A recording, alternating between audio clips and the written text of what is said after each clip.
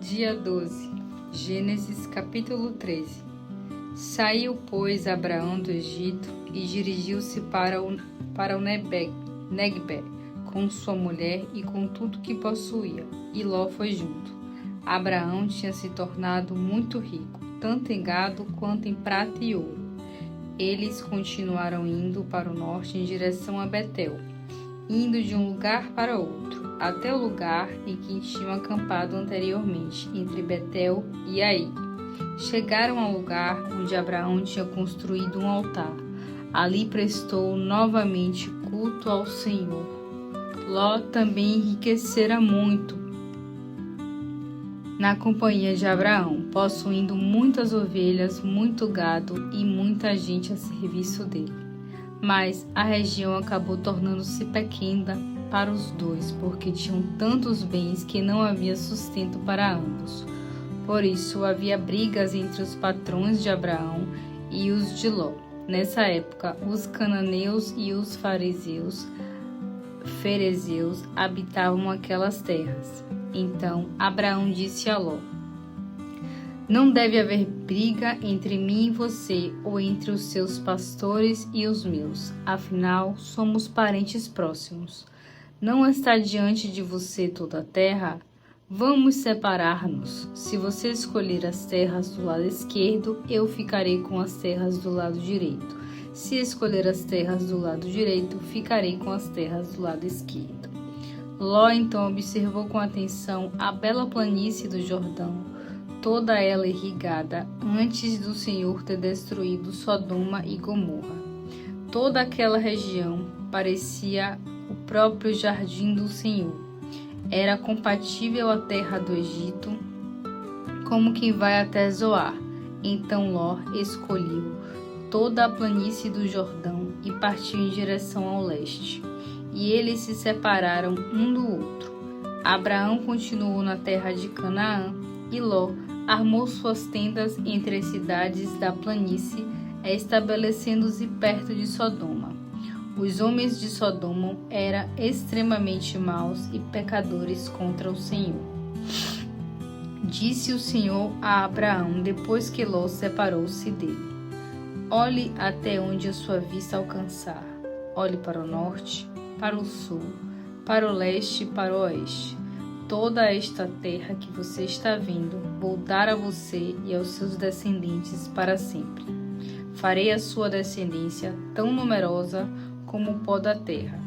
Será impossível contá-la. Se for possível contar o pó da terra, então será possível contar a sua descendência. Comece a percorrer toda a terra de norte a sul e de leste a oeste, porque eu darei esta terra a você. Então Abraão mudou o seu acampamento para perto dos carvalhos de Mamré, próximo a Hebrom. Ali Abraão construiu um altar ao Senhor.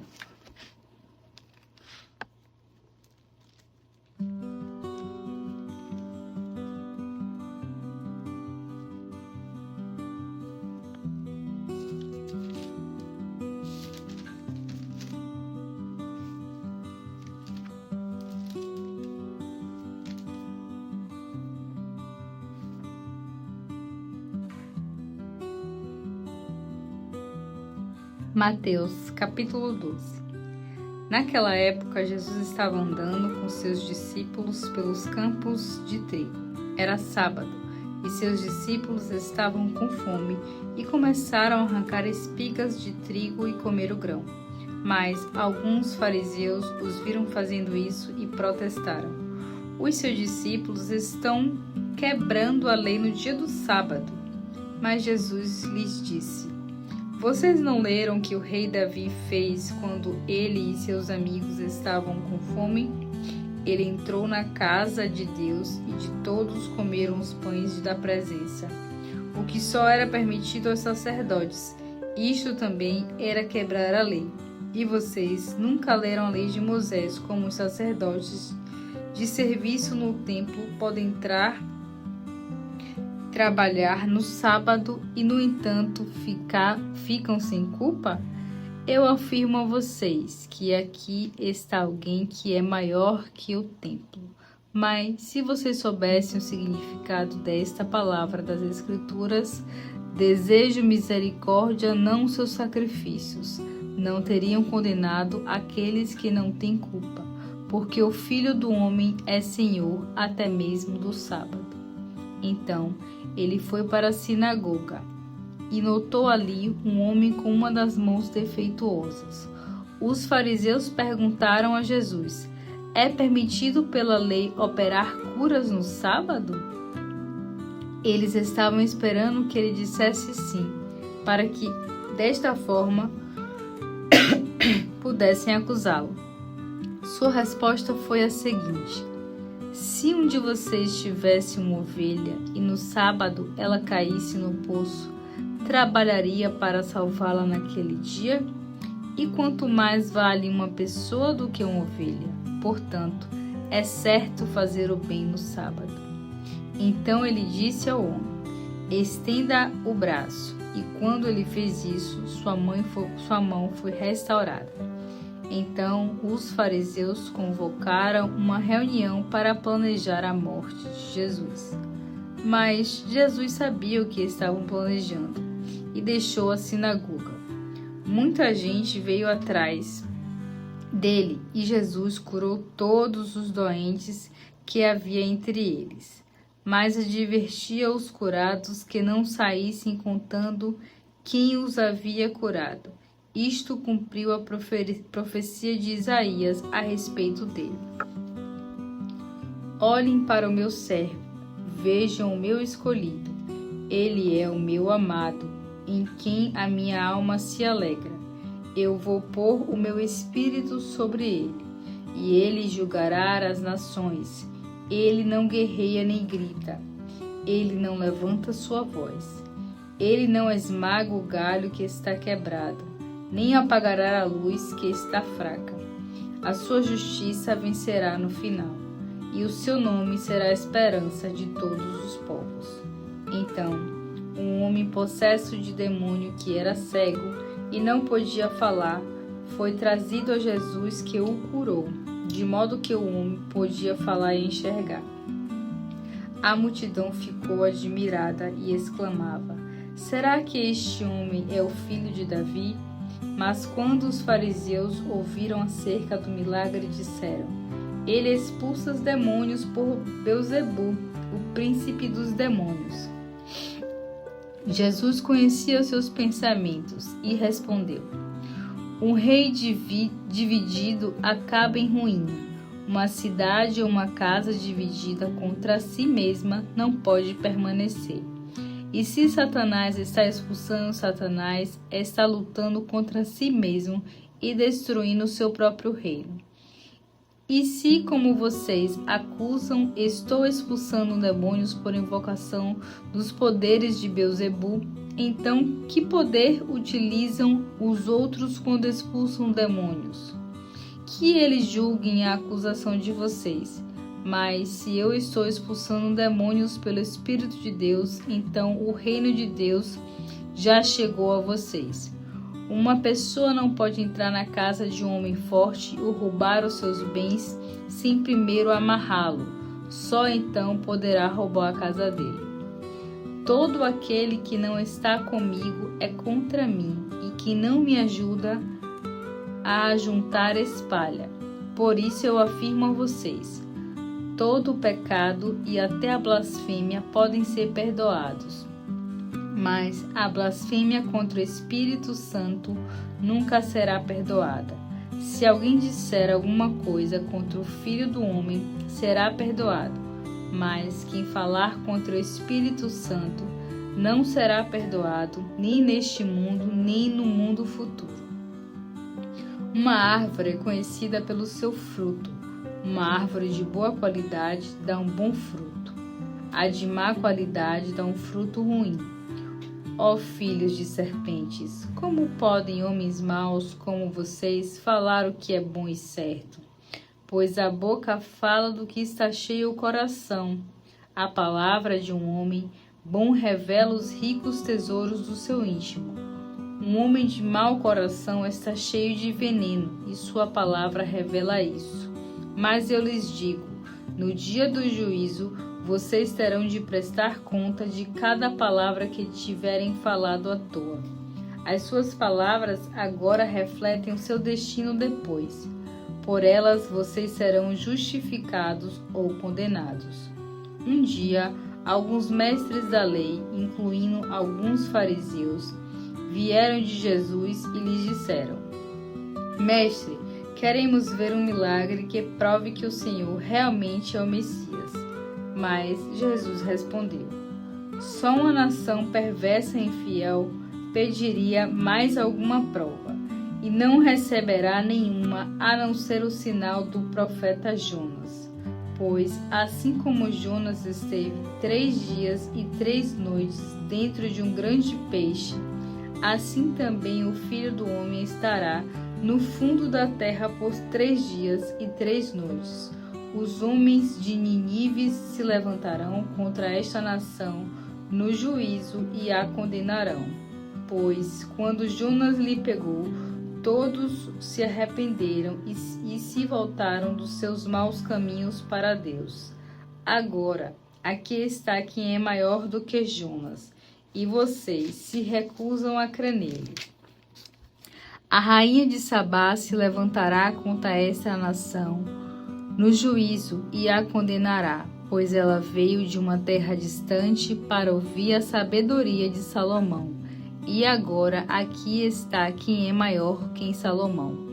Quando o espírito imundo sai de um homem, vai para lugares desertos durante algum tempo, procurando repouso sem achar. Então diz: Vou voltar para a casa de onde saí. Assim ele volta e encontra a casa desocupada, varrida e arrumada. Então o espírito imundo vai buscar outros 7 espíritos piores do que ele, e todos entram no homem que fica morando nele. Desta forma, ele fica numa situação pior do que antes. Assim acontecerá a esta geração perversa.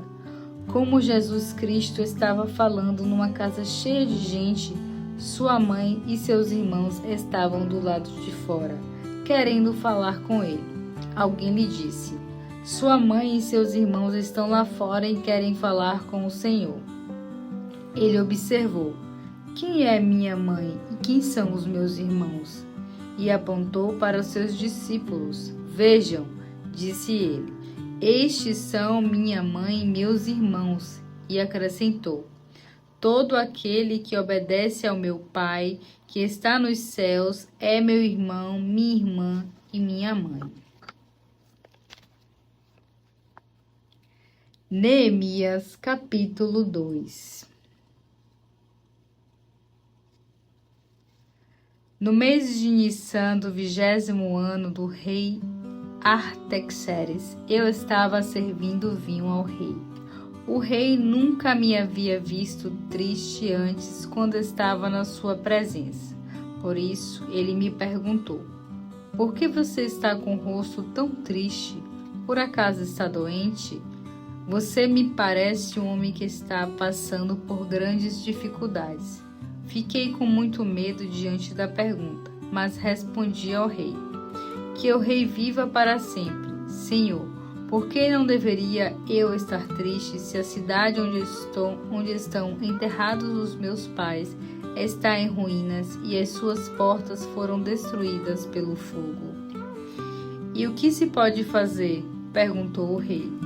Fiz uma oração ao Deus dos céus, pedindo orientação e respondi: Se for do agrado do rei, e se o rei me tratar como seu real favor, peço que me deixe ir ajudar para reconstruir a cidade em que os meus pais estão enterrados.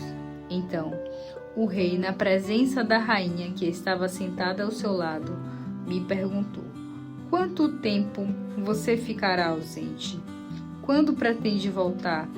Eu marquei um prazo para a minha partida e ele concordou que eu fosse.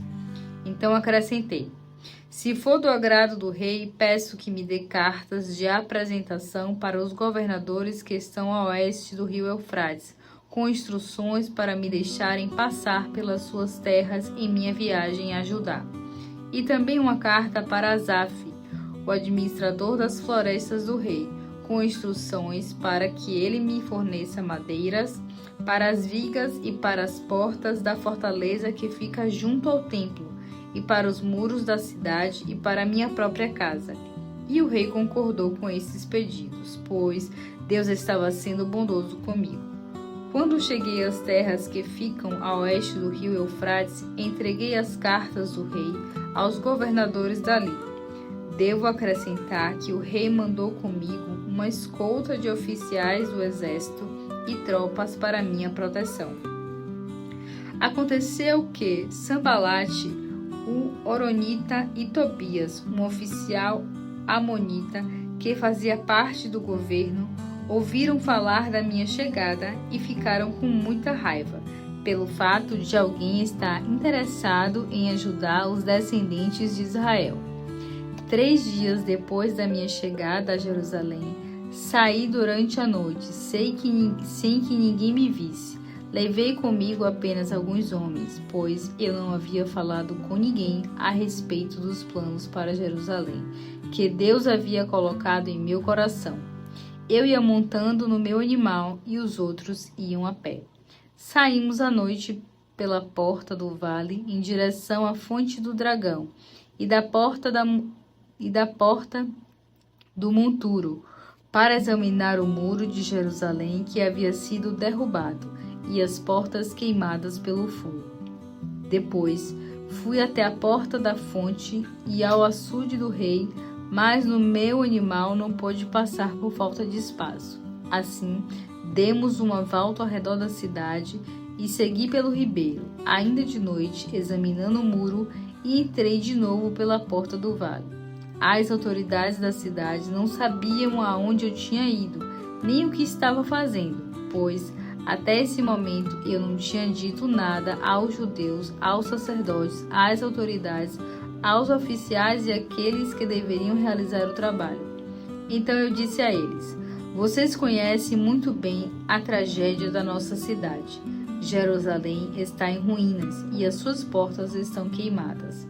Venham, vamos reconstruir os muros de Jerusalém para que fiquemos livres dessa desgraça.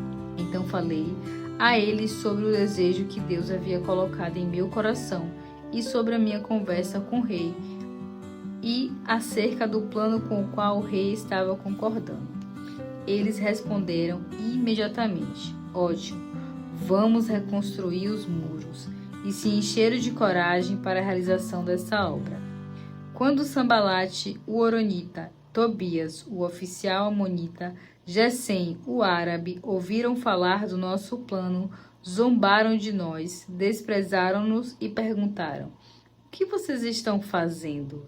Será que não percebem que dessa maneira estão se rebelando contra o rei? Mas eu respondi: o Deus dos céus nos ajudará e nós, os seus servos, reconstruiremos estes muros. Porém, vocês não podem fazer parte desse trabalho, porque não tem parte legal nem lembrança em Jerusalém.